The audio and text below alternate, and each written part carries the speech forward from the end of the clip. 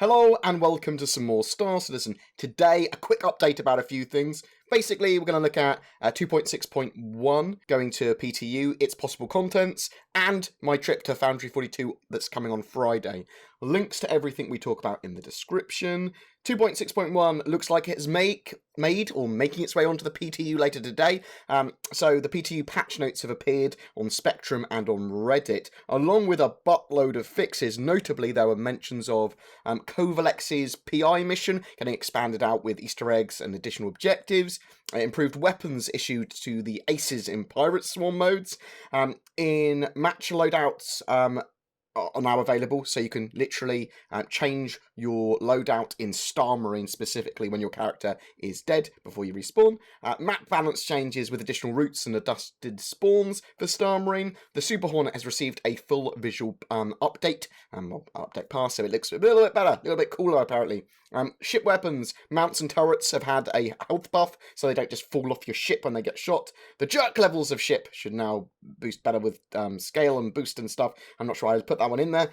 Ship SCM speeds have been readjusted to provide a greater range of speed between ships, so that speed for SCM has been rebalanced. Projectile speeds have been tweaked as well, so that pips of different weapons are closer together for easier targeting. There should have been fixes for the incoming missile bug on the HUD as well, but also, more importantly to a lot of people, on the networking side, and I'm going to read out these in a bit of detail. Two aspects of the ongoing network refactor have come online. The first iteration of the serialized variables and the network message ordering. So serialized variables replace some of the original aspect of CryEngine data handling, previously serialized by the CryEngine net serialized calls. In simpler terms, it's a much more lightweight meaning for handling update messaging on the network, with reduced risks of updates being lost in caching or other processes, thus reducing lag. Strictly ordered network messaging moves the game away from CryEngine or CryNetwork client-server handling of network objects over to the new token system with a strict priority system for managing messaging between client and server nodes. The Megamap. So the new Megamap system allows for much quicker loading times when switching between maps. Its initial release in 2.6.1 will only be enabled for single-player maps, so that's Hangars and single-player Arena Commander, but will be expanding to include multiplayer in future releases. That's what we assume 2.6.2 is. Multi-region servers. You will now have the ability to pick US, Europe, and Australia. You can choose what region you'd like to connect to via the optional drop-down menu when connecting to a multiplayer instance. Selecting all will currently default to the US servers. They're going to continue to improve them. They're going to continue to test those servers out. Remember, this is all first iterations of a lot of this stuff, so there's going to be problems. It's a PTU test, and even when it goes live, they're going to still continue to improve that. But the fact they're putting that stuff in earlier than expected, I say earlier than expected, obviously some of us were expecting it last year, but earlier than expected because they had planned for a lot of this for 2.6.2. It is good that they are starting to push and get stuff done earlier than we expect with a lot of it.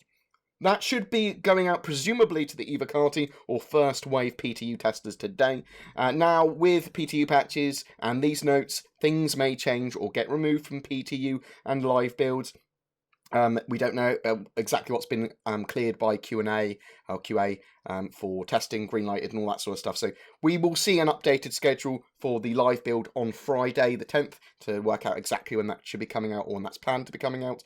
PTU testing is important. Remember guys, if you get access to that, I'm not sure exactly how this particular smaller patch will be handled, but if you get access to it, if you can jump in, if you can test it, if you can go on the issue council, even if it's just to prioritize bugs that you want fixed, even if it's just to add to bugs that have already been discovered, check that out.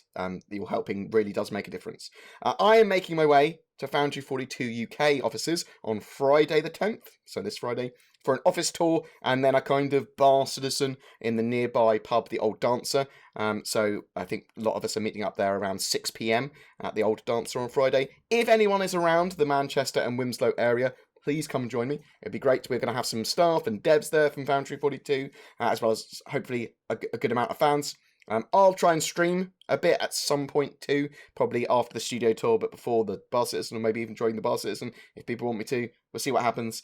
With that in mind, if you have any questions for the Foundry 42 guys about Star Citizen, Squadron 42 or whatever, not when it is this coming out or stuff like that questions, they're not going to be able to answer that. But if you have anything that you would like to genuinely ask about game mechanics, especially, that's the sort of stuff that interests me, or about ships or about art or questions for particular members of staff, please leave them in the comments below. Any good ones I shall take along and ask to the relevant people if I meet them there. I'm taking a little dictaphone and some other bits and pieces that Patreons and donation monies has gone towards and paid for. And thank you so much for that, guys, because that's basically what I use to pay for the trip as well. You guys are amazing. It's really super appreciated. I don't know how to thank you enough. Like, genuinely, you guys are fucking amazing. Remember, commenting on any of our Star Citizen videos during a given month gives you a chance to win a ship for February. Again, it's Avenger Titan, so asking a question might win you a ship. Woo! Please don't forget to like and subscribe as well as possibly pressing this bell symbol thing that's near the subscribe button. Apparently that really helps. Thanks, guys. Take care, and I'll see you in the verse.